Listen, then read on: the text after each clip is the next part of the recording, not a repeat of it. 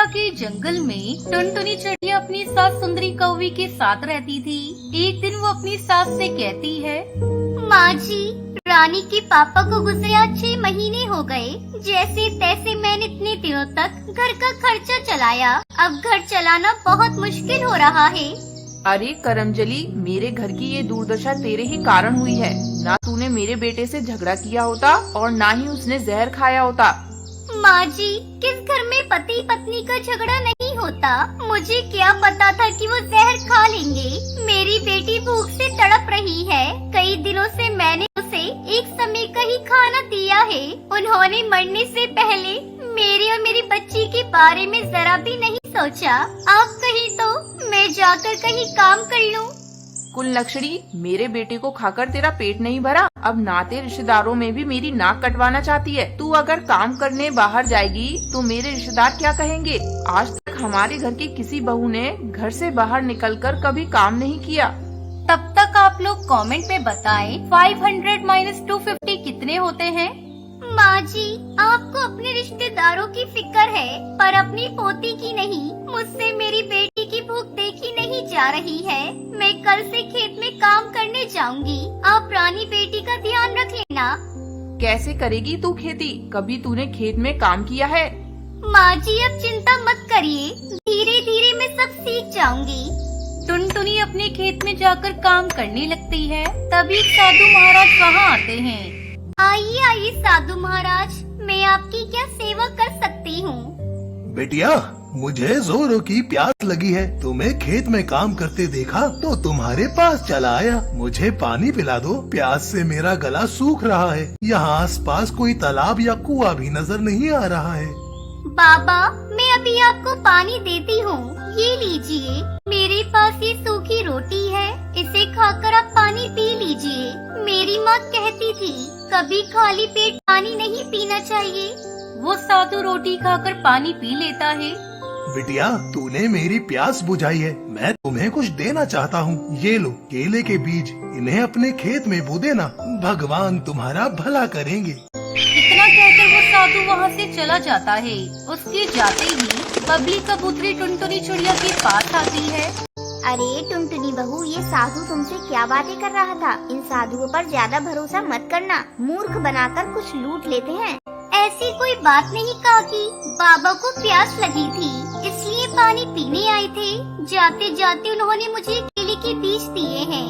टुनटुनी बहू, तू भी कहाँ इस खेती के चक्कर में पड़ रही है? ऐसा कर, तू अपना खेत मुझे किराए पर दे दे। मैं हर महीने तुझे तेरे खेत का किराया घर पर पहुँचा दूंगी। नहीं काकी, इस खेत पर मेरे पति खेती किया करते थे। अब मैं खेती करूंगी। जैसी तेरी मर्जी, मैं तो तेरी भलाई के लिए ही कह रही थी। अच्छा, अब मैं चलती हूँ। बबली कबूतरी के जाने के बाद टुनटुनी बाबा के दिए हुए केले के बीज को अपने खेत में बो देती है। इस तरह कई दिन गुजर जाते हैं। एक दिन जब टुनटुनी फिर से अपने खेत पर जाती है तो देखती है उसके खेत में केले के कई पेड़ उगाए थे और उन पर बड़े बड़े केले लग गए थे। टुनटुनी अपने खेत में लगे हुए केले को देखकर बहुत खुश होती है। अगले दिन टुनटुनी सारे केले को तोड़कर बाजार में बेच देती है और जो पैसे मिलते हैं उसे लाकर अपनी सास को दे देती है। सुंदरी कौवी भी टुनटुनी से अपने बुरे बर्ताव के लिए माफी मांगती है। बहू, मुझे माफ कर दे, मैंने तेरी काबिलियत पर शक किया। आज से ये पैसे भी तू अपने पास रख। तू ही अब घर की जिम्मेदारी संभाल। इस तरह टुनटुनी केले की खेती करके खुशी खुशी अपनी सास और बेटी के साथ रहने लगती है।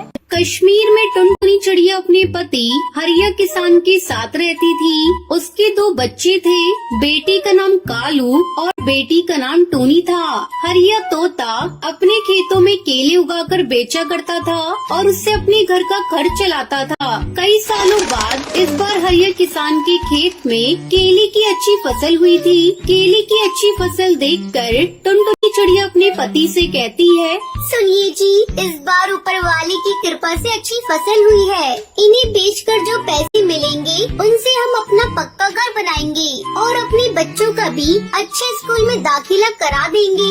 इस बार हमारे सारे सपने पूरे हो जाएंगे। हाँ, शायद भगवान को हमारी गरीबी देखकर हम पर दया आ गई। इस बार हमारे सिवा किसी की भी केले की फसल अच्छी नहीं हुई। मैं कल ही सारी फसल को ले जाकर शहर में बेच दूंगा। अगले दिन हरिया तोता जब केले की फसल बेचने शहर जाने लगता है, तब टूनी उससे कहती है, पापा आप मेरे लिए शहर से क्या लाओगे? तू ही बता दे, जो तू कहेगी मैं वही लाऊंगा। पापा आप मेरे लिए शहर से एक सुंदर सी गुड़िया लेते आना। और मेरे लिए चाबी वाला बंदर लाना, ठीक है? ठीक है, अब तुम लोग अपने पापा को जाने दो, उन्हें देर हो रही है। हरिया तोता खुशी खुशी अपनी केले की फसल लेकर शहर की मंडी में बेचने के लिए चला जाता है। शहर की मंडी में कई पक्षी अपने अपने केले की फसल बेचने के लिए आए थे। हरिया ये देखकर हैरान हो जाता है कि शहर की मंडी में केले की कीमत बहुत कम मिल रही थी। अब मैं क्या करूं? इस मंडी में केले की कीमत तो बहुत कम है। इतने कम पैसों में हमारा लागत भी नहीं निकलेगा। खाद पानी और हमारी मजदूरी का भी पैसा नहीं मिल रहा। हरिया बिना अपने केले बेचे हुए वापस सारी केले की फसल लेकर घर आ जाता है।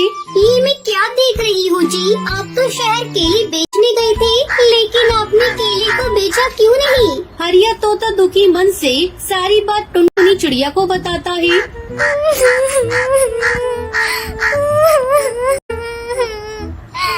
हे भगवान, हमारे सारे सपने टूट गए। अब हम क्या करेंगे? कोई बात नहीं, आप सारे केले को एक कमरे में रख दो। अब से हम लोग इन्हीं केले को खाकर अपना गुजारा करेंगे।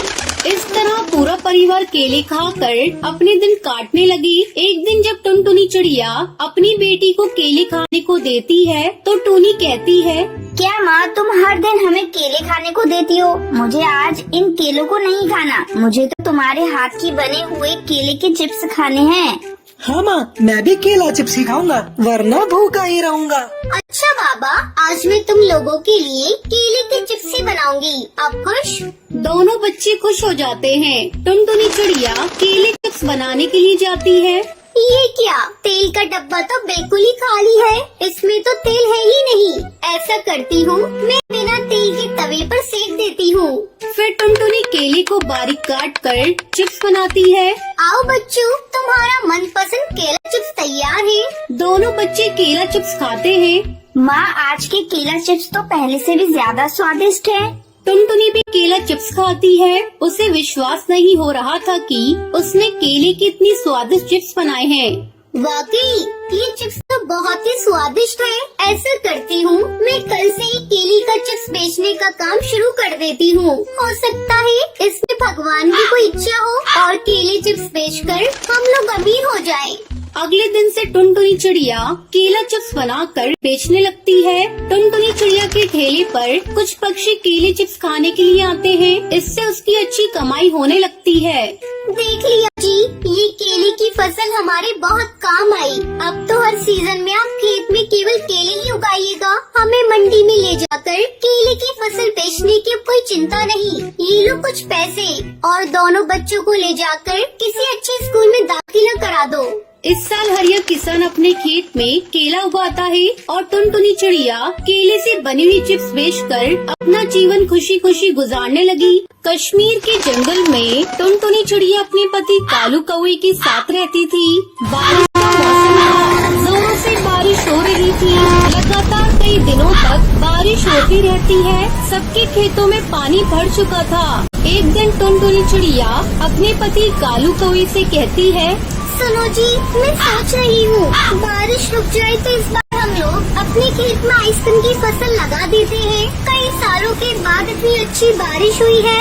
अगर फसल अच्छी हुई तो आधी फसल बेच देंगे और जो पैसे मिलेंगे उससे सबका घर बना लेंगे।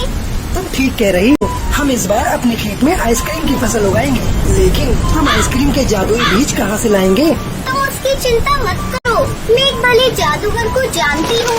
उसने पिछले ही साल मेरी सहेली टूनी चिड़िया को आइसक्रीम के जादुई बीज दिए थे और उसकी उपज बहुत अच्छी हुई थी। हम भी उन्हीं से बीज लेकर आएंगे और फिर बीज के बराबर जादूगर को आइसक्रीम वापस कर देंगे। दोनों पति पत्नी उस जादूगर की गुफा में जाते हैं।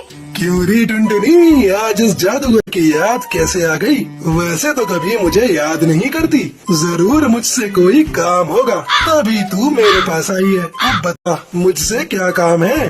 क्या बताऊं भले जादूगर, तुम देख ही रहे हो इस बार बारिश अच्छी हुई है। हम सोच रहे हैं कि इस बार अपने खेत में आइसक्रीम की फसल उगाएं, लेकिन हमारे पास इसके लिए आइसक्रीम के बीज है ही नहीं।